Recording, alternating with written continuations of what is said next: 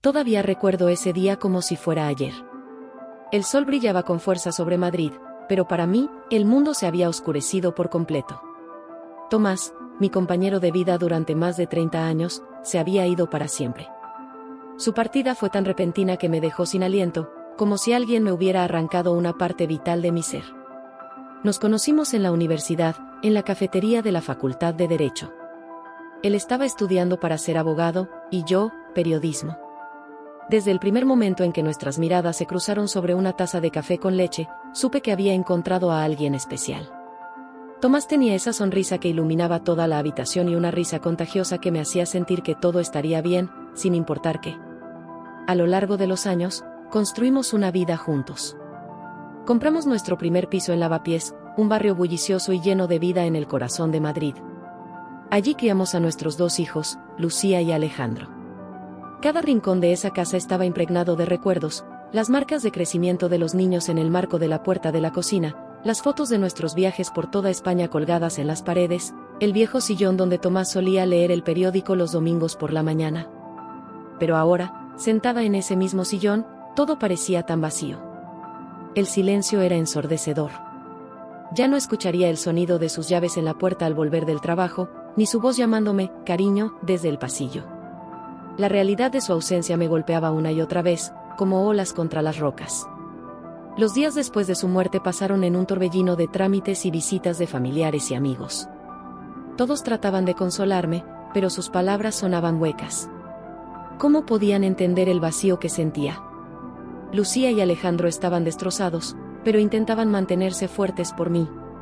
Los veía luchar contra sus propias lágrimas mientras me abrazaban, y eso me partía el corazón aún más. En medio de todo ese caos emocional, había algo que no dejaba de darme vueltas en la cabeza: el futuro. Tomás siempre había sido el que se encargaba de las finanzas de la casa. Yo sabía que teníamos ahorros, que él había hecho inversiones inteligentes a lo largo de los años, pero los detalles siempre habían sido algo nebulosos para mí. Ahora, me encontraba frente a una montaña de papeles y decisiones que tomar, y me sentía completamente perdida. Fue en ese momento cuando apareció Carmen, mi suegra. Siempre había tenido una relación cordial con ella, aunque nunca llegamos a ser cercanas. Carmen era una mujer fuerte, de esas que parecen poder con todo. Desde el primer momento, se hizo cargo de la situación. No te preocupes por nada, María, me dijo con una sonrisa que pretendía ser reconfortante. Yo me encargaré de todo. Al principio, me sentí aliviada. Tener a alguien que tomara las riendas cuando yo apenas podía levantarme de la cama parecía un regalo del cielo. Carmen se encargó de hablar con el abogado, de organizar los papeles, de gestionar las cuentas bancarias. Yo asentía a todo, firmaba lo que me ponían delante, agradecida por no tener que pensar en esos temas que solo me recordaban que Tomás ya no estaba. Pero a medida que pasaban las semanas, empecé a notar cosas extrañas. Pequeños comentarios de Carmen que no encajaban, miradas furtivas entre ella y el abogado cuando creían que no los observaba. Una tarde, mientras buscaba un álbum de fotos en el despacho de Tomás, encontré un estado de cuentas que no recordaba haber visto antes. Las cifras no cuadraban con lo que yo creía que teníamos. Intrigada y un poco preocupada, decidí hablar con el abogado directamente. Don Felipe era un hombre mayor, calvo y con gafas, que siempre había manejado los asuntos legales de la familia. Cuando le pregunté sobre el testamento de Tomás, su respuesta me dejó helada. María, querida, me dijo con un tono que mezclaba condescendencia y falsa compasión, el testamento es bastante claro. Tomás te ha dejado una suma modesta. Suficiente para que vivas cómodamente, por supuesto, pero el grueso de la herencia está destinado a otros fines. No podía creer lo que estaba escuchando. ¿Una suma modesta? ¿Otros fines? Tomás siempre me había dicho que me dejaría todo a mí y a los niños. Habíamos hablado de ello muchas veces, especialmente después de que le diagnosticaran el cáncer. ¿Qué estaba pasando? Exigí ver el testamento. Don Felipe pareció dudar por un momento, pero finalmente sacó un documento de su maletín. Mientras lo leía, sentía como si el suelo se abriera bajo mis pies. Efectivamente, la suma que me correspondía era ridículamente pequeña. Apenas cubriría los gastos de la casa durante un par de años. El resto, una cantidad que me dejó sin aliento, estaba destinado a una fundación que yo nunca había oído mencionar. Debe haber un error, murmuré, sintiendo como las lágrimas comenzaban a nublar mi visión. Esto no puede ser lo que Tomás quería. Don Felipe se limitó a negar con la cabeza. Lo siento, María, pero este es el último testamento de Tomás. Firmado y legalizado hace apenas unas semanas antes de su fallecimiento. Salí de la oficina del abogado sintiendo que el mundo daba vueltas a mi alrededor. ¿Cómo era posible que Tomás hubiera hecho algo así? ¿Por qué no me había dicho nada? Miles de preguntas se agolpaban en mi mente, mezclándose con el dolor de la pérdida y una nueva sensación de traición que me quemaba por dentro. Esa noche, sentada en la cocina con una taza de té que se enfriaba entre mis manos, tomé una decisión. No podía quedarme de brazos cruzados. Necesitaba respuestas, y estaba dispuesta a hacer lo que fuera necesario para obtenerlas. Por mí, por mis hijos, y por la memoria de Tomás. Porque en el fondo de mi corazón, algo me decía que había más en esta historia de lo que parecía a simple vista. Y así, sin saberlo, di el primer paso en un camino que me llevaría a descubrir verdades que nunca hubiera imaginado, a enfrentarme a traiciones que pondrían a prueba mi fortaleza, y a luchar por lo que era justo en un mundo que parecía haberse vuelto en mi contra. Los días siguientes a mi descubrimiento del testamento fueron un torbellino de emociones. Me movía por la casa como un fantasma, incapaz de asimilar completamente lo que estaba sucediendo. Lucía y Alejandro notaron mi cambio de ánimo, pero lo atribuyeron al duelo. ¿Cómo podía explicarles que su padre, el hombre que nos había amado y protegido durante tantos años, aparentemente nos había dejado en una situación tan precaria? Una mañana, mientras revolvía distraídamente mi café en la terraza de un bar cerca de casa, escuché sin querer una conversación en la mesa de al lado. Dos hombres hablaban en voz baja, pero pude captar algunas palabras sueltas: testamento, firma, sospechoso. Mi corazón dio un vuelco. ¿Estaban hablando de Tomás? Me incliné un poco, tratando de escuchar mejor sin parecer demasiado obvia. Te digo que hay algo raro en ese documento, decía uno de los hombres. La firma no se parece a las anteriores. ¿Y ese cambio de última hora? No sé, Miguel, todo esto me huele mal. El otro hombre, Miguel, suspiró profundamente. Lo sé. Pero, ¿qué podemos hacer? Carmen tiene todo bajo control. Si decimos algo, nos jugamos el puesto. Sentí como si me hubieran echado un jarro de agua fría. ¿Carmen? ¿Mi suegra estaba involucrada en esto? Las piezas empezaron a encajar en mi mente como un rompecabezas macabro. Las miradas cómplices entre ella y don Felipe, su insistencia en encargarse de todo. ¿Sería posible que hubiera manipulado el testamento de Tomás? Esa misma tarde, tomé una decisión. No podía confiar en nadie cercano a la familia, así que busqué ayuda externa. Contraté a un investigador privado, Javier Soto, un ex policía reconvertido en detective que me fue recomendado por una antigua compañera de la universidad.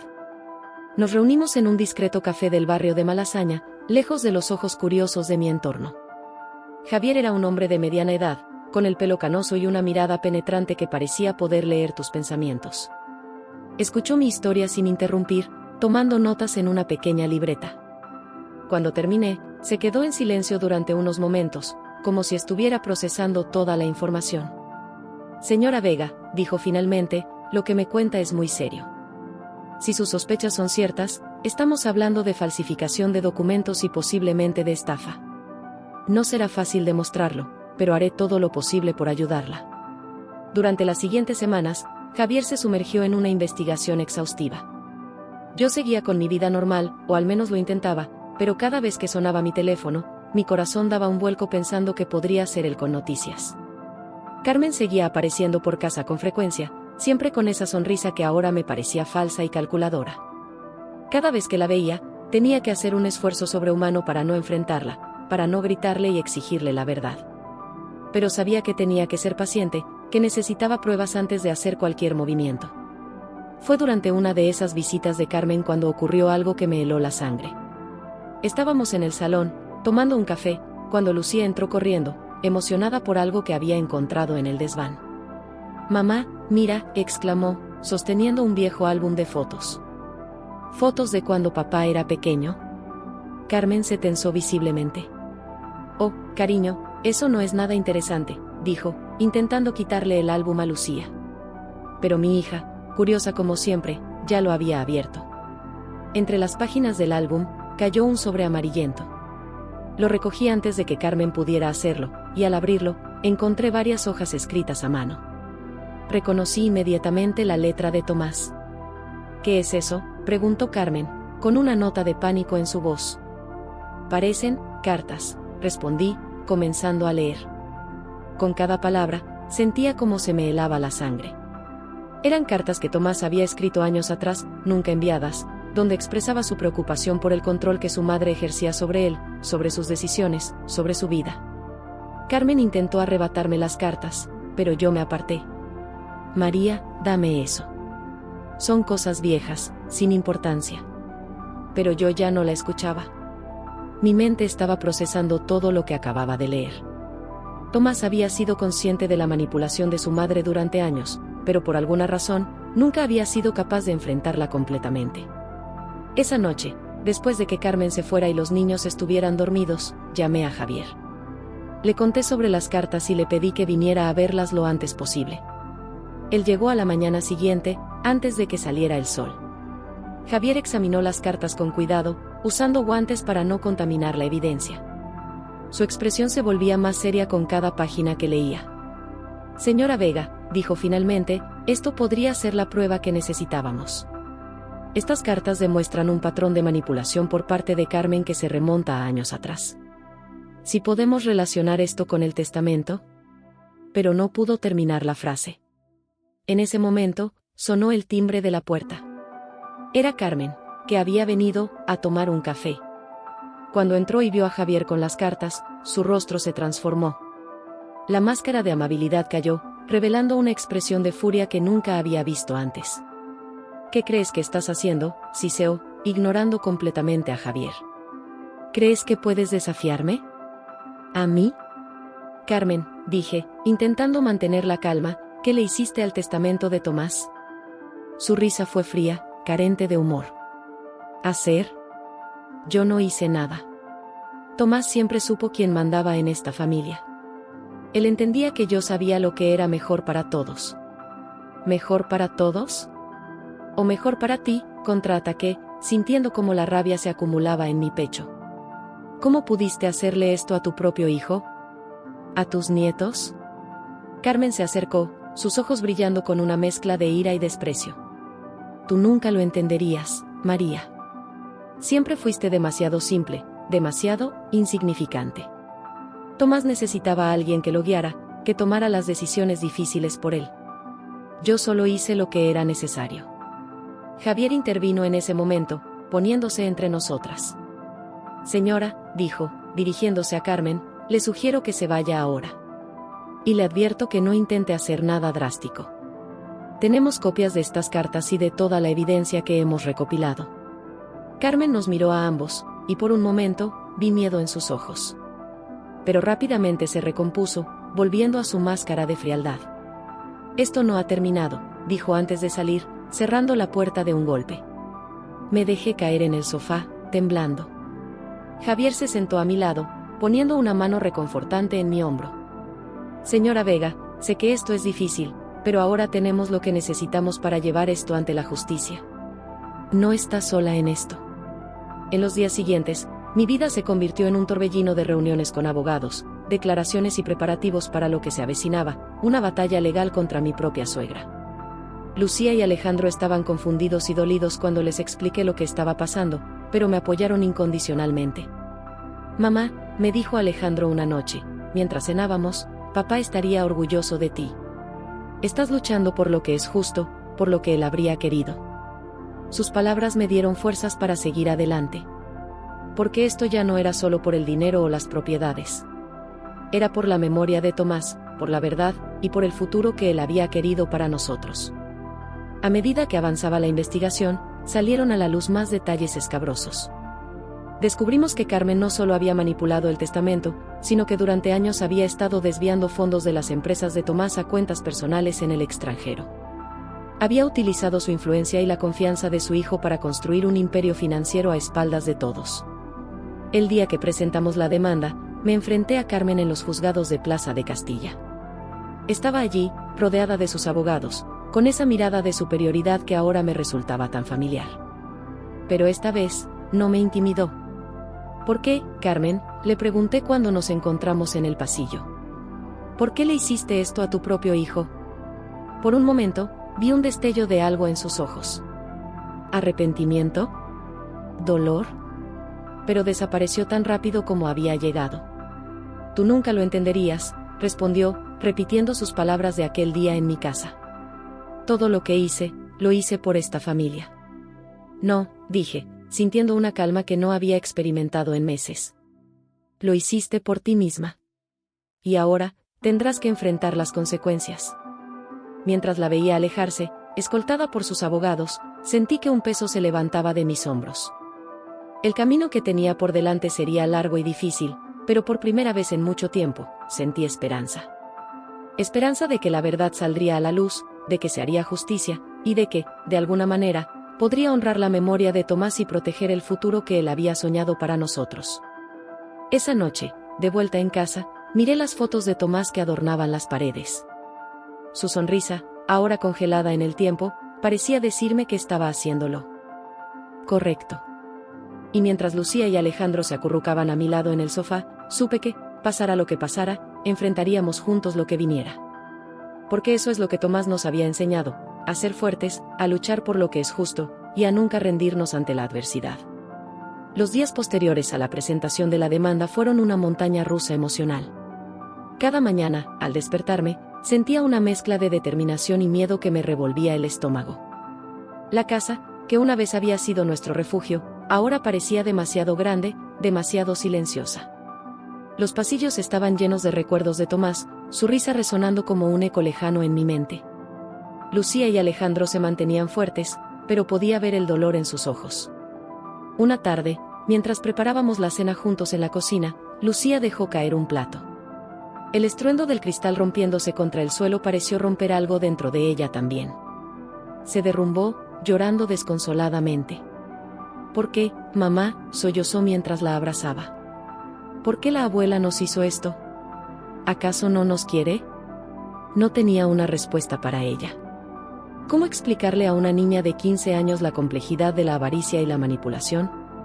En lugar de eso, la sostuve fuerte contra mi pecho, dejando que mis propias lágrimas se mezclaran con las suyas. Alejandro, siempre el más callado de los dos, se unió al abrazo. A sus 17 años, trataba de mostrarse fuerte, pero podía sentir cómo temblaba ligeramente. Vamos a salir de esta, murmuró, más para sí mismo que para nosotras. Papá no habría querido que nos rindiéramos. Esas palabras, tan similares a las que Tomás solía decir cuando enfrentábamos dificultades, me dieron fuerzas para seguir adelante. Esa noche, después de acostar a los chicos, me senté en el estudio de Tomás. El olor a sus libros y a su loción de afeitar aún persistía en el aire, como si una parte de él siguiera allí, observándome. Abrí su viejo escritorio de roble, el que había heredado de su padre. En el cajón superior, encontré una caja de madera que nunca había visto antes. Con manos temblorosas, la abrí. Dentro había un montón de cartas, todas dirigidas a mí, todas sin enviar. Con el corazón latiendo fuertemente, comencé a leerlas. Eran cartas que Tomás había escrito a lo largo de los años, en momentos de duda, de miedo, de amor. En ellas, me hablaba de sus preocupaciones sobre su madre, de cómo sentía que ella trataba de controlarlo, de cómo temía que algún día eso pudiera afectarnos. Mi querida María, decía una de las cartas, fechada apenas unos meses antes de su muerte. Hay tanto que quisiera decirte, tanto que temo no tener tiempo de explicar. Mi madre, ella no es quien crees que es. Durante años he tratado de protegerte, de proteger a nuestros hijos, de su influencia. Pero temo que no he sido lo suficientemente fuerte. Perdóname por no haber sido capaz de enfrentarla antes. Espero que algún día puedas entender que todo lo que he hecho, lo he hecho por amor a ti y a nuestros hijos. Las lágrimas corrían por mis mejillas mientras leía carta tras carta. La imagen de Tomás que emergía de esas páginas era la de un hombre atrapado entre el amor a su familia y el control sofocante de su madre. Un hombre que había luchado en silencio durante años, tratando de protegernos lo mejor que podía. Esa noche, apenas dormí. Las palabras de Tomás daban vueltas en mi cabeza, mezclándose con los recuerdos de nuestra vida juntos. Ahora, muchas cosas cobraban sentido, las llamadas tensas con su madre, las discusiones en voz baja que a veces escuchaba, la forma en que a veces parecía distante y preocupado. A la mañana siguiente, llamé a Javier, el investigador privado. Le conté sobre las cartas y le pedí que viniera a verlas lo antes posible. Cuando llegó, su rostro se tornó serio al leer el contenido. Señora Vega, dijo después de un largo silencio, estas cartas podrían ser cruciales para nuestro caso. Demuestran que Tomás era consciente de la manipulación de su madre y que temía por el bienestar de su familia. Esto podría ayudarnos a probar que el testamento fue manipulado. Mientras Javier tomaba notas y fotografiaba las cartas, yo me sentía en un torbellino de emociones. Por un lado, estaba el dolor renovado al ver el sufrimiento silencioso de Tomás. Por otro, sentía una determinación feroz creciendo dentro de mí. Carmen no solo nos había robado nuestro futuro, sino que había envenenado los últimos años de vida de su propio hijo. Los días siguientes fueron un frenesí de actividad. Nuestro abogado, Antonio Ruiz, un hombre de mediana edad con ojos amables y una determinación de acero, trabajó incansablemente para incorporar esta nueva evidencia a nuestro caso.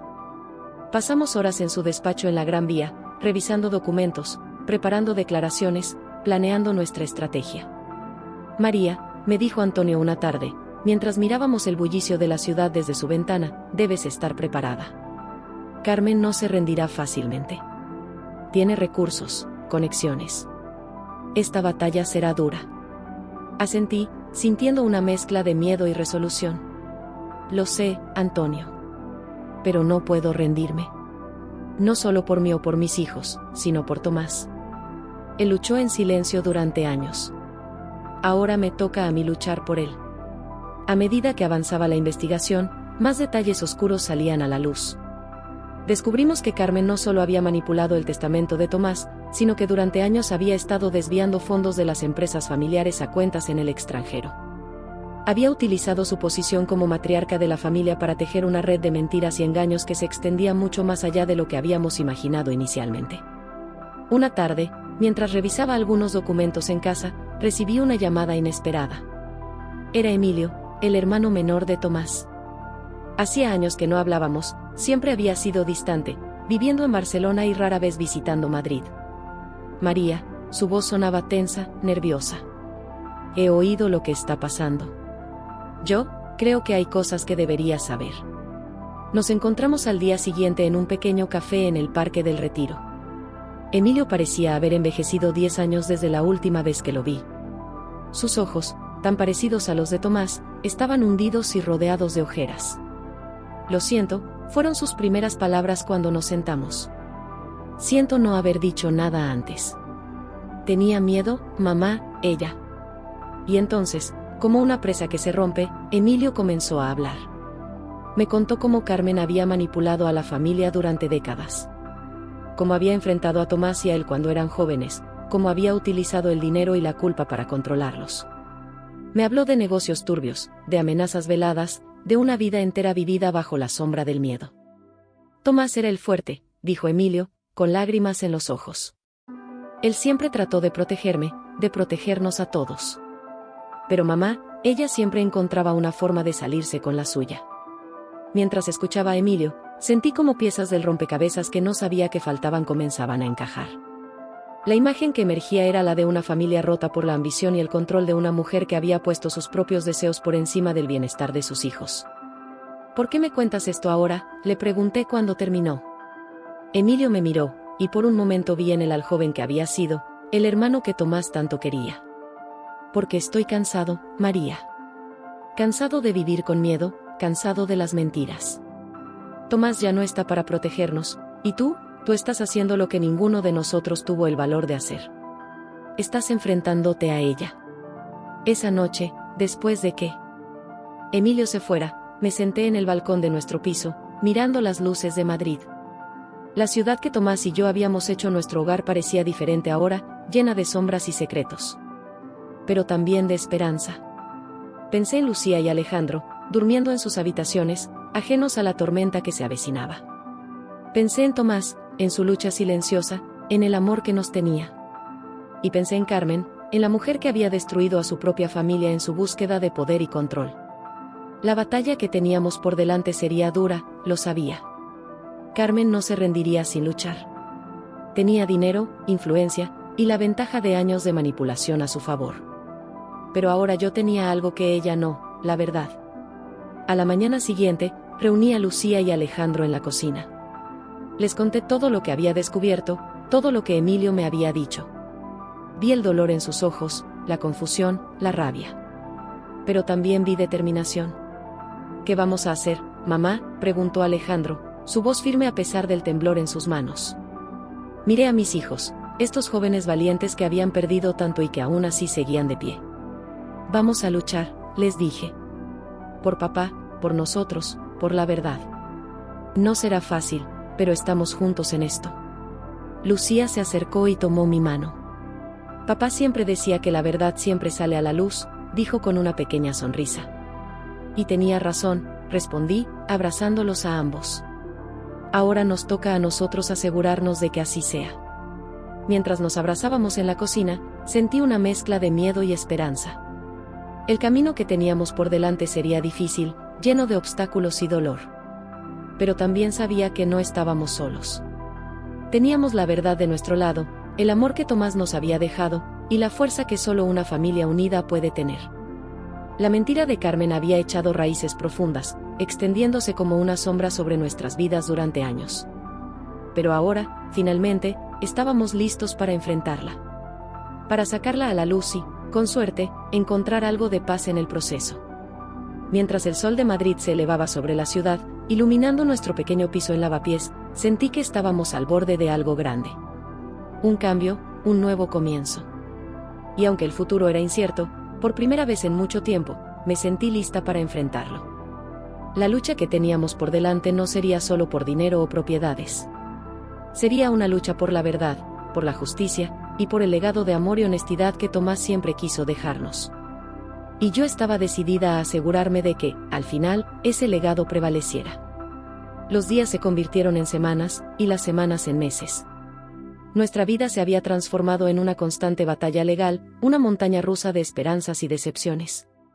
Cada mañana me despertaba con la determinación renovada de seguir luchando, no solo por mí y mis hijos, sino por la memoria de Tomás. Una tarde de otoño, mientras las hojas doradas caían en las calles de Madrid, recibí una llamada de Antonio, nuestro abogado. Su voz sonaba tensa, urgente. María, necesito que vengas a mi despacho ahora mismo. Ha surgido algo importante. El trayecto hasta la oficina de Antonio en la calle Serrano fue una tortura. Mi mente no dejaba de dar vueltas, imaginando 1000 escenarios diferentes. ¿Habríamos ganado el caso? ¿O acaso Carmen había encontrado alguna forma de destruir nuestras esperanzas? Cuando llegué, Antonio me recibió con una expresión grave. En su despacho, rodeado de libros de derecho y con vistas a los tejados de Madrid, me mostró un sobre Manila. Esto llegó esta mañana, dijo, pasándomelo. Es de un notario en Suiza. María, creo que deberías leerlo tú misma. Con manos temblorosas, abrí el sobre. Dentro había un documento legal y una carta manuscrita. La letra era de Tomás. Mi querida María, comenzaba la carta. Si estás leyendo esto, significa que mis peores temores se han hecho realidad. Significa que ya no estoy contigo y que mi madre ha intentado arrebatarte lo que por derecho te pertenece a ti y a nuestros hijos. Las lágrimas comenzaron a nublar mi visión, pero seguí leyendo. Tomás explicaba cómo, en los últimos meses de su vida, había tomado medidas secretas para protegernos. Había creado un fideicomiso en Suiza, fuera del alcance de Carmen, donde había depositado la mayor parte de sus bienes. Sé que debería haberte contado todo esto en persona, continuaba la carta. Pero tenía miedo. Miedo de mi madre, de lo que podría hacer si se enteraba. Perdóname, mi amor, por no haber sido más fuerte, por no haber podido protegerte como mereces. Antonio me miraba en silencio mientras leía, dándome espacio para procesar la información. Cuando terminé, me pasó un pañuelo. María, dijo suavemente, esto cambia todo. Con este fideicomiso y la carta de Tomás, tenemos pruebas irrefutables de que el testamento que presentó Carmen es falso.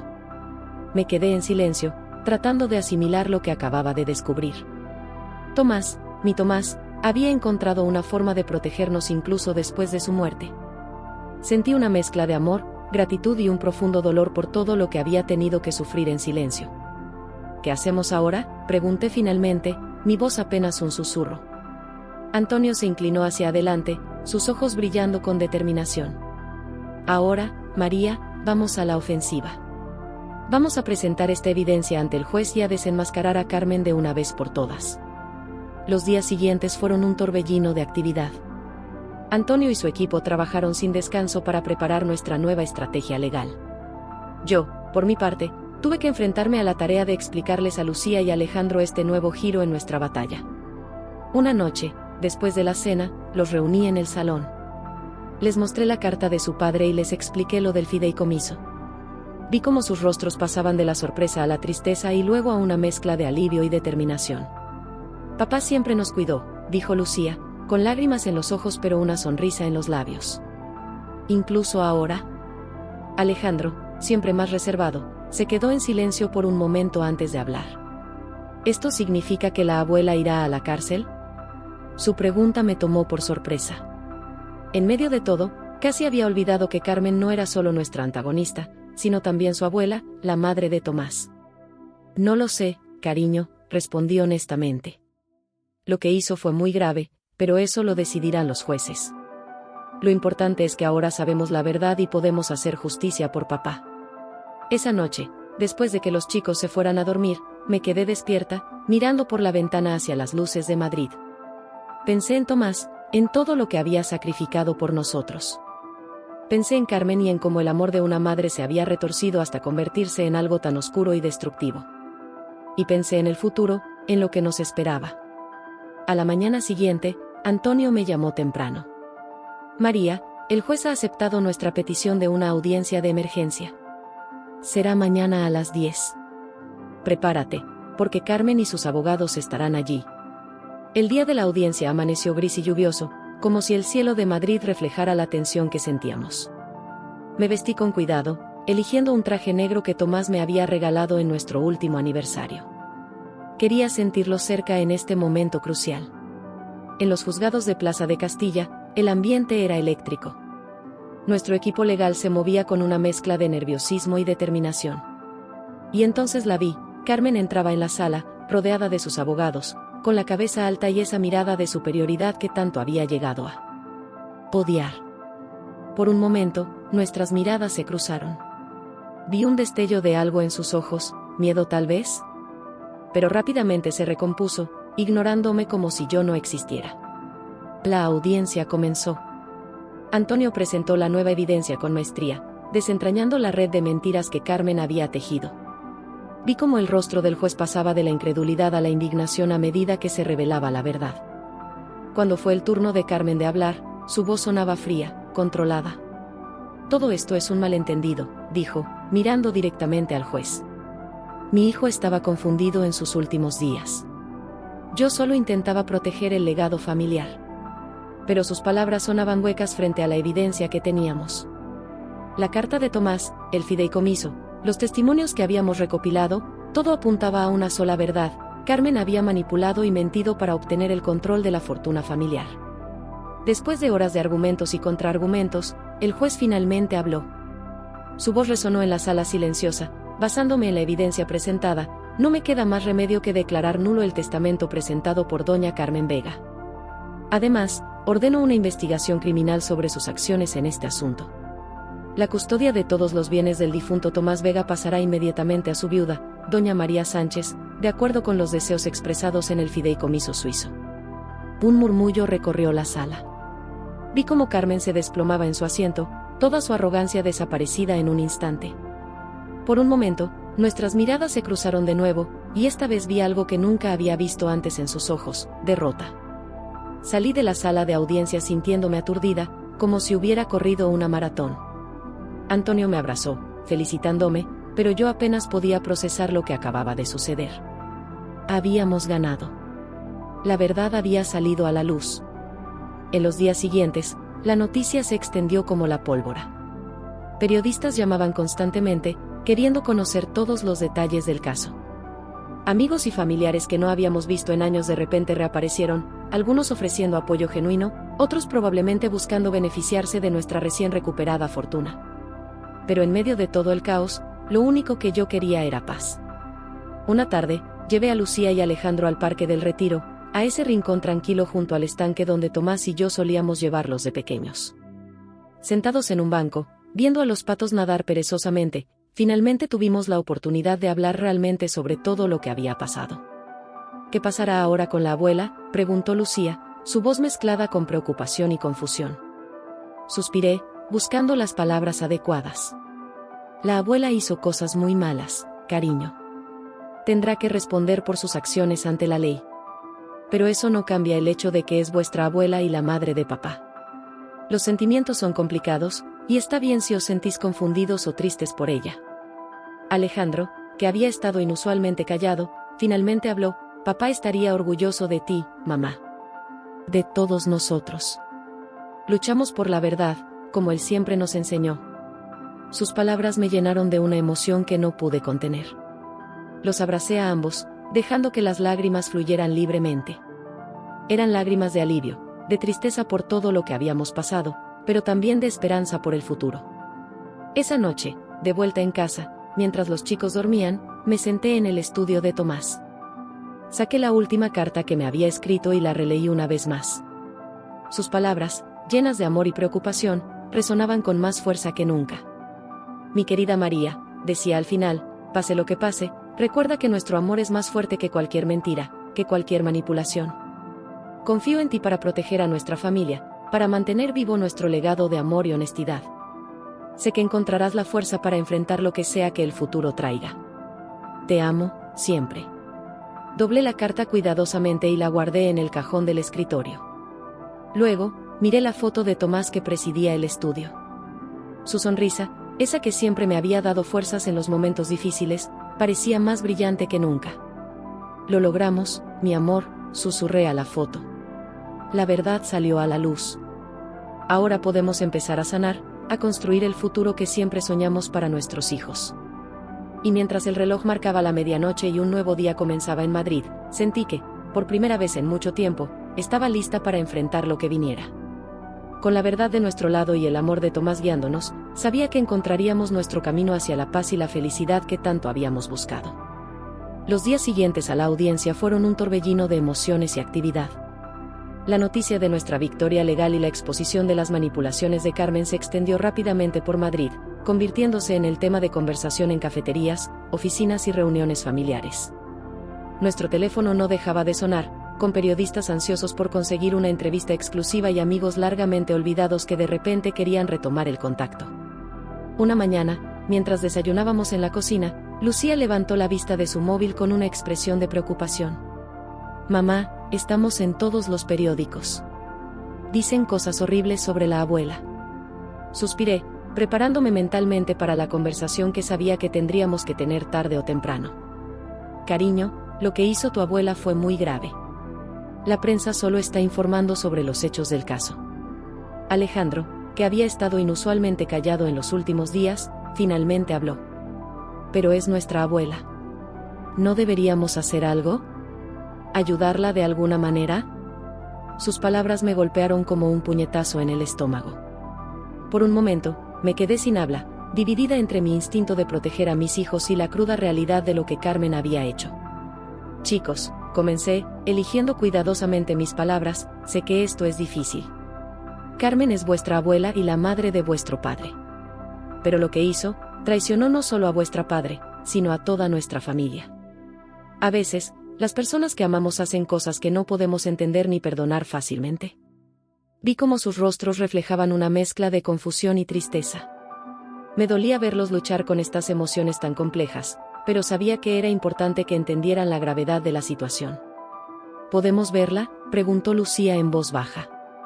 Aunque sea una vez. Sentí un nudo en la garganta. La idea de que mis hijos se enfrentaran a Carmen me llenaba de aprensión, pero también entendía su necesidad de cerrar este capítulo de alguna manera. Voy a hablar con Antonio, les dije finalmente. Veré si es posible organizar una visita. Pero quiero que entendáis que las cosas no serán como antes. Carmen tendrá que responder por sus acciones ante la ley. Esa tarde, mientras los chicos estaban en sus actividades extraescolares, me reuní con Antonio en su despacho. Le expliqué la situación y mi dilema. María, me dijo con su habitual tono calmado, legalmente, no hay nada que impida que tus hijos vean a su abuela. pero debo advertirte que Carmen está cambiada. El proceso judicial la ha afectado profundamente. ¿Qué quieres decir?, pregunté, sintiendo un escalofrío recorrer mi espalda. Antonio se quitó las gafas y se frotó el puente de la nariz, un gesto que había aprendido a asociar con malas noticias. Carmen se niega a aceptar su culpabilidad. Ha construido una narrativa en la que ella es la víctima de una conspiración. Temo que ver a los niños en estas circunstancias podría ser perjudicial para todos. Salí de la oficina de Antonio con el corazón pesado. ¿Cómo iba a explicarles esto a Lucía y a Alejandro? ¿Cómo podía protegerlos del dolor sin negarles la oportunidad de buscar sus propias respuestas? Esa noche, después de la cena, reuní a los chicos en el salón. Les expliqué lo que Antonio me había dicho, tratando de ser lo más honesta posible sin abrumarlos con detalles innecesarios. Entonces, ¿no podemos verla?, preguntó Alejandro, su voz mezclada con decepción y alivio. No he dicho eso, respondí suavemente. Si realmente queréis verla, encontraremos una manera. Pero quiero que entendáis que la abuela que conocíais, puede que ya no exista. La persona que veréis está herida, enojada y posiblemente no sea capaz de dar las respuestas que buscáis. Lucía, siempre la más emocional de los dos, tenía lágrimas en los ojos. ¿Por qué tuvo que pasar todo esto, mamá? ¿Por qué no podemos ser simplemente una familia normal? La abracé fuerte, sintiendo como mis propias lágrimas amenazaban con derramarse. Oh, cariño. Ninguna familia es realmente normal. Todas tienen sus problemas y sus secretos. Lo importante es cómo enfrentamos esos desafíos juntos. Pasamos el resto de la noche hablando, recordando momentos felices con Tomás, riendo de anécdotas familiares y llorando por lo que habíamos perdido. Fue una noche de catarsis, de comenzar a sanar heridas que habían estado abiertas durante demasiado tiempo. A la mañana siguiente, tomé una decisión. Llamé a Emilio, el hermano de Tomás, y le pedí que viniera a Madrid. Si alguien podía ayudarnos a navegar por este terreno emocional tan complicado, era él. Emilio había vivido bajo la sombra de Carmen durante años y, aunque había tardado en enfrentarla, ahora era nuestro aliado más firme. Emilio llegó 2 días después. Verlo entrar por la puerta de casa, con su maleta y esa sonrisa tímida tan parecida a la de Tomás, fue como un bálsamo para mi corazón herido. Abrazó a Lucía y Alejandro con fuerza, murmurando palabras de consuelo y amor. Esa noche, sentados alrededor de la mesa de la cocina, Emilio compartió historias de su infancia con Tomás. Habló de cómo, incluso de niños, Carmen había intentado enfrentarlos, como Tomás siempre había sido el protector, el que se interponía entre la ira de su madre y su hermano menor. Vuestro padre era el hombre más valiente que he conocido, dijo Emilio, su voz cargada de emoción. No porque no tuviera miedo, sino porque hacía lo correcto a pesar del miedo. Lucía y Alejandro escuchaban fascinados, bebiendo cada palabra, cada anécdota que les permitía conocer un poco más a su padre y entender el contexto de todo lo que había sucedido. ¿Crees que deberíamos ver a la abuela?, preguntó finalmente Alejandro, mirando a su tío con ojos llenos de confianza. Emilio se quedó en silencio por un momento, considerando cuidadosamente su respuesta. Creo, dijo al fin, que esa es una decisión muy personal. Si decidís verla, debéis estar preparados para que no sea la abuela que recordáis. Pero también creo que, a veces, enfrentar nuestros miedos y dudas es la única forma de superarlos. Sus palabras parecieron tener un efecto profundo en los chicos. Los vi intercambiar miradas, como si estuvieran teniendo una conversación silenciosa entre ellos. Queremos verla, dijo Lucía finalmente. Pero, ¿puedes venir con nosotros, tío Emilio? Emilio asintió, una mezcla de orgullo y preocupación en su rostro. Por supuesto, cariño. Estaré con vosotros en cada paso del camino. Los días siguientes fueron una montaña rusa emocional mientras nos preparábamos para el encuentro. Antonio se encargó de los arreglos legales, asegurándose de que la visita se realizara en un entorno controlado y seguro. El día del encuentro amaneció gris y lluvioso, como si el cielo de Madrid reflejara la tormenta emocional que todos sentíamos. Nos reunimos en una sala de visitas en el centro de detención donde Carmen estaba recluida en espera de juicio. El ambiente era tenso, cargado de anticipación y miedo. Cuando Carmen entró en la sala, escoltada por un guardia, casi no la reconocí. La mujer elegante y segura de sí misma que había conocido durante tantos años había desaparecido. En su lugar había una figura encorvada, con el pelo desaliñado y una mirada perdida en sus ojos. Por un momento, nadie habló. El silencio en la sala era tan denso que casi se podía cortar con un cuchillo. Fue Lucía quien finalmente rompió el silencio. «Abuela», dijo suavemente, su voz apenas un susurro. Carmen levantó la vista, y por un instante, vi un destello de la mujer que había sido. Pero rápidamente desapareció, reemplazado por una máscara de amargura y resentimiento. «Así que habéis venido a ver a la vieja bruja», dijo con una risa sin humor. «¿Habéis venido a regodearos de mi caída?». Emilio dio un paso adelante, poniéndose entre Carmen y los niños. «Mamá», dijo con voz firme pero amable, «están aquí porque te quieren. A pesar de todo, sigues siendo su abuela». Carmen lo miró con desprecio. «¿Y tú? ¿Has venido a jugar al hijo pródigo? ¿A redimirte por años de cobardía?». Vi cómo Emilio se tensaba, pero mantuvo la compostura. «He venido a apoyar a mi familia. A todos ellos». La visita continuó así, con Carmen alternando entre momentos de lucidez y arrepentimiento, y otros de ira y acusaciones. Fue doloroso ver cómo Lucía y Alejandro luchaban por reconciliar a esta mujer amargada con la abuela que recordaban. Después de lo que pareció una eternidad, pero que en realidad fueron solo 30 minutos, el guardia nos indicó que el tiempo se había acabado. Mientras nos preparábamos para irnos, Carmen pareció derrumbarse. «Lo siento», murmuró, tan bajo que apenas la oímos. «¿Lo siento tanto?». No estaba claro si se disculpaba por sus acciones o simplemente lamentaba haber sido descubierta.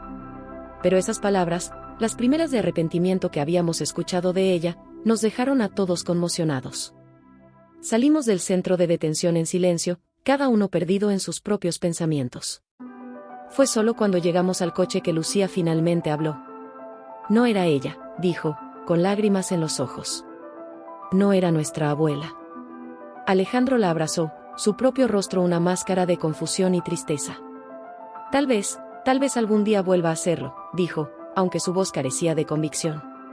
Emilio puso una mano en el hombro de cada uno. «Lo que habéis hecho hoy requiere mucho valor. Estoy orgulloso de vosotros, y sé que vuestro padre también lo estaría». Esa noche, de vuelta en casa, nos sentamos todos juntos en el salón. Nadie tenía mucho apetito, así que nos conformamos con tazas de chocolate caliente y el consuelo de estar juntos. «¿Qué pasará ahora?», preguntó Alejandro, rompiendo el silencio. Miré a Emilio, buscando apoyo, y él asintió levemente. «Ahora», dije, tomando una respiración profunda, «seguimos adelante. Carmen tendrá que enfrentar las consecuencias de sus acciones, pero nosotros no podemos dejar que eso defina nuestras vidas. Vuestro padre quería que fuéramos felices, que viviéramos con honestidad y amor.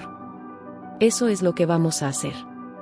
Mientras el reloj marcaba las horas y la noche avanzaba, sentí que algo había cambiado.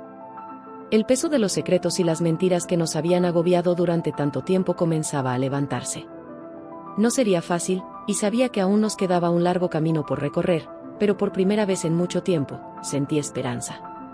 Esperanza de que, a pesar de todo el dolor y la traición, podríamos reconstruir nuestras vidas. Esperanza de que el legado de Tomás, un legado de amor y honestidad, prevalecería sobre las sombras del pasado. Y mientras miraba a mis hijos y a Emilio, reunidos en nuestro hogar, supe que, pasara lo que pasara, enfrentaríamos el futuro juntos, como la familia que Tomás siempre había soñado que seríamos. Los meses que siguieron a nuestra visita a Carmen fueron un periodo de transición y sanación para toda la familia. Poco a poco, fuimos aprendiendo a vivir con la verdad, por dolorosa que fuera, y a reconstruir nuestras vidas sobre cimientos más sólidos. Una mañana de primavera, mientras desayunábamos en la terraza de nuestro piso en Lavapiés, Lucía dejó caer una bomba que ninguno esperábamos. «Mamá», dijo, revolviendo distraídamente su café, «he estado pensando. Quiero estudiar Derecho». Alejandro casi se atraganta con su tostada, y yo me quedé mirándola, sorprendida. Hasta ese momento, Lucía siempre había hablado de seguir los pasos de Tomás en el periodismo. «¿Derecho?», pregunté, tratando de ocultar mi asombro. «¿Estás segura, cariño?». Ella asintió, una determinación en sus ojos que me recordó tanto a su padre que sentí un nudo en la garganta. «Sí. Después de todo lo que ha pasado, quiero ayudar a las personas. Quiero asegurarme de que se haga justicia, de que la verdad siempre salga a la luz». Sentí una mezcla de orgullo y preocupación. Por un lado, estaba impresionada por la madurez y la fuerza de Lucía. Por otro, temía que esta decisión estuviera demasiado influenciada por nuestras recientes experiencias. Es una decisión importante, dije con cautela. ¿Por qué no hablamos con el tío Emilio? Él podría darte una idea más clara de lo que implica estudiar derecho. Emilio se había convertido en una presencia constante en nuestras vidas desde la caída de Carmen. Había dejado su trabajo en Barcelona y se había mudado a Madrid, determinado a estar cerca de nosotros y a ayudarnos en todo lo que pudiera. Su apoyo había sido invaluable durante esos meses difíciles. Esa tarde, Emilio vino a casa y escuchó atentamente mientras Lucía le explicaba sus planes. Vi cómo sus ojos se iluminaban con orgullo y emoción. Lucía, dijo finalmente, el derecho es una profesión noble, pero también muy exigente. No se trata solo de conocer las leyes, sino de entender a las personas, de luchar por lo que es justo incluso cuando parece imposible.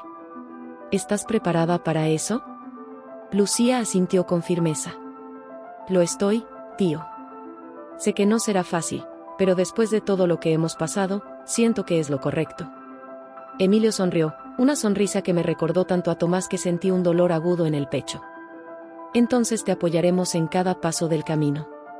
Los meses siguientes fueron un torbellino de actividad. Lucía se sumergió en la preparación para los exámenes de acceso a la universidad, decidida a obtener una plaza en la Facultad de Derecho de la Complutense. Alejandro, inspirado por el ejemplo de su hermana, comenzó a mostrar un interés renovado en sus estudios, hablando de posiblemente seguir una carrera en psicología. Mientras tanto, yo me enfrentaba a mis propios desafíos. Con la ayuda de Antonio, nuestro abogado, comencé a desenredar la compleja red de negocios y propiedades que Tomás había dejado. Descubrí que, además del fideicomiso en Suiza, Tomás había hecho inversiones inteligentes a lo largo de los años, asegurando nuestro futuro financiero. Pero el dinero no era lo que más me preocupaba. Lo que realmente me mantenía despierta por las noches era la pregunta de cómo honrar el legado de Tomás, cómo asegurarme de que su memoria y sus valores perduraran. Una tarde, mientras revisaba algunos documentos en el estudio de Tomás, encontré una carpeta que nunca había visto antes. Dentro había notas y bosquejos para un proyecto que Tomás había estado planeando en secreto, una fundación para apoyar a periodistas independientes en su búsqueda de la verdad. Sentí como si Tomás me estuviera hablando desde el más allá, mostrándome el camino a seguir. Esa noche, reuní a Lucía, Alejandro y Emilio en el salón. He encontrado algo, les dije, mostrándoles los documentos. Un proyecto en el que Tomás estaba trabajando antes de irse. Les expliqué la idea de la fundación, viendo cómo sus rostros se iluminaban con interés y emoción. Es perfecto, dijo Alejandro. Es exactamente lo que papá habría querido. Lucía asintió con entusiasmo. Y encaja perfectamente con lo que quiero hacer. Podría trabajar en la parte legal de la fundación una vez que me gradúe. Emilio, que había estado escuchando en silencio, finalmente habló. Tomás siempre soñó con hacer algo así. Hablábamos de ello cuando éramos jóvenes, antes de que las cosas se complicaran con mamá. Sentí un nudo en la garganta al pensar en todos los sueños y planes que Carmen había truncado con sus manipulaciones. Pero ahora teníamos la oportunidad de hacer realidad esos sueños, de crear algo positivo a partir de todo el dolor que habíamos sufrido. Los meses siguientes fueron un torbellino de actividad. Entre ayudar a Lucía con sus preparativos para la universidad, apoyar a Alejandro en sus estudios y trabajar en la creación de la fundación, apenas teníamos tiempo para respirar. Pero por primera vez en mucho tiempo, sentía que teníamos un propósito, una dirección clara. El juicio de Carmen se acercaba, y aunque tratábamos de no pensar demasiado en ello, era imposible ignorarlo completamente. Los periódicos y las noticias estaban llenos de especulaciones y rumores, y a veces sentía que toda Madrid estaba pendiente de nuestro drama familiar. Una tarde, mientras caminaba por el Retiro con Emilio, finalmente me atreví a hacer la pregunta que había estado evitando durante meses. ¿Crees que deberíamos testificar en el juicio? Emilio se detuvo, mirando pensativamente el estanque frente a nosotros. Es una decisión difícil, dijo finalmente. Por un lado, podría ser una oportunidad para cerrar este capítulo de una vez por todas. Por otro, ¿realmente queremos revivir todo ese dolor en público? Asentí, entendiendo perfectamente su dilema. Era el mismo con el que yo había estado luchando. Tal vez, dije lentamente, deberíamos dejar que sean Lucía y Alejandro quienes decidan.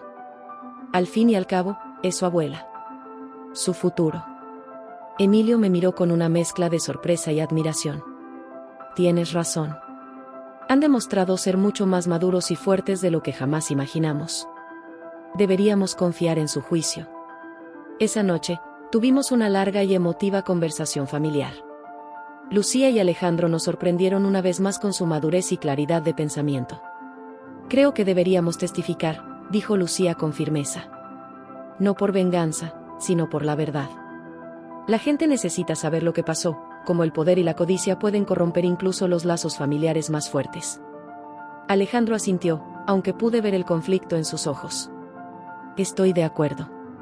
Pero también creo que deberíamos usar esta oportunidad para hablar sobre papá, sobre el hombre que era y los valores que nos enseñó. No quiero que todo esto se convierta en un circo mediático sobre la abuela. Me sentí abrumada por el orgullo y el amor hacia mis hijos. En medio de toda esta tormenta, habían emergido como faros de fuerza y sabiduría. El día del juicio llegó más pronto de lo que esperábamos. El Palacio de Justicia de Plaza de Castilla estaba rodeado de periodistas y curiosos. Mientras subíamos las escaleras, sentí como si estuviéramos a punto de entrar en una batalla. Carmen estaba allí, por supuesto, rodeada de sus abogados. Cuando nuestras miradas se cruzaron, vi una mezcla de emociones en sus ojos, ira, miedo, y algo que podría haber sido arrepentimiento. Pero rápidamente desvió la mirada, como si no pudiera soportar vernos. El juicio duró semanas. Cada día era una prueba de resistencia emocional. Escuchamos testimonios tras testimonios, revelando la intrincada red de mentiras y manipulaciones que Carmen había tejido a lo largo de los años. Fue doloroso, agotador, pero también catártico de alguna manera. Cuando llegó nuestro turno de testificar, sentí como si el mundo entero estuviera conteniendo la respiración. Lucía fue la primera en subir al estrado. Con voz clara y firme, habló no solo de las acciones de Carmen, sino del impacto que habían tenido en nuestra familia. Mi abuela nos robó más que dinero o propiedades, dijo, mirando directamente al jurado. Nos robó la confianza, la seguridad de saber que la familia es un refugio seguro. Pero también nos enseñó una valiosa lección, que la verdad, por dolorosa que sea, siempre debe prevalecer. Alejandro habló después, su testimonio centrado en Tomás y en el legado que había dejado. Mi padre era un hombre de principios, dijo con voz temblorosa pero decidida. Creía en la justicia, en la honestidad, en hacer lo correcto incluso cuando era difícil. Lo que mi abuela hizo no solo fue ilegal, fue una traición a todo lo que mi padre representaba. Cuando fue mi turno, sentí como si todas las emociones de los últimos años se agolparan en mi garganta. Pero miré a mis hijos, vi la fuerza en sus ojos, y encontré mi voz. Tomás era mi compañero, mi mejor amigo, el padre de mis hijos, dije. Lo que Carmen hizo no solo fue un crimen contra nosotros, sino contra su propia sangre. Pero estamos aquí hoy no por venganza, sino por justicia. Por la verdad. Porque eso es lo que Tomás habría querido. El veredicto llegó una semana después. Carmen fue declarada culpable de todos los cargos. Mientras el juez leía la sentencia, la miré, buscando, no sé qué. ¿Arrepentimiento? ¿Remordimiento? Pero su rostro era una máscara impenetrable. Salimos del juzgado sintiéndonos exhaustos pero, de alguna manera, más ligeros. Era como si un peso que habíamos estado cargando durante años finalmente se hubiera levantado. Esa noche, reunidos en nuestro salón, Emilio levantó una copa. Por Tomás, dijo con voz emocionada. Por la verdad. Y por esta familia, que ha demostrado ser más fuerte que cualquier mentira. Mientras brindábamos, miré a mi alrededor. A Lucía, con sus ojos brillantes de determinación, lista para comenzar su carrera en Derecho. A Alejandro, más tranquilo pero igual de resuelto, hablando de sus planes para estudiar psicología y ayudar a otras familias que han pasado por traumas. A Emilio, que había encontrado finalmente la fuerza para enfrentar los demonios de su pasado y estaba construyendo una nueva vida en Madrid. Y pensé en Tomás. En su sonrisa, en su risa, en la forma en que siempre nos animaba a ser la mejor versión de nosotros mismos. Sentí su presencia allí, en esa habitación, en los rostros de nuestros hijos, en el amor que nos unía. La verdad había ganado, sí. Pero más que eso, habíamos ganado nosotros. Habíamos enfrentado la tormenta y habíamos emergido más fuertes, más unidos. Y aunque el camino había sido duro, ahora teníamos un futuro brillante por delante. Un futuro basado en la honestidad, el amor y la determinación de hacer del mundo un lugar mejor, tal como Tomás siempre había soñado. Mientras la noche avanzaba y la conversación fluía, sentí una paz que no había experimentado en mucho tiempo. La revancha de la verdad no había sido rápida ni fácil, pero había sido completa. Y ahora, finalmente, podíamos mirar hacia adelante, hacia un futuro lleno de posibilidades, sabiendo que honraríamos el legado de Tomás con cada paso que diéramos. El amanecer nos encontró aún despiertos, hablando, riendo, planeando. Y mientras el sol se elevaba sobre Madrid, iluminando nuestra ciudad, nuestro hogar, sentí que también iluminaba nuestros corazones, nuestras almas. La oscuridad había pasado. Era tiempo de luz, de verdad, de amor. Era tiempo de vivir.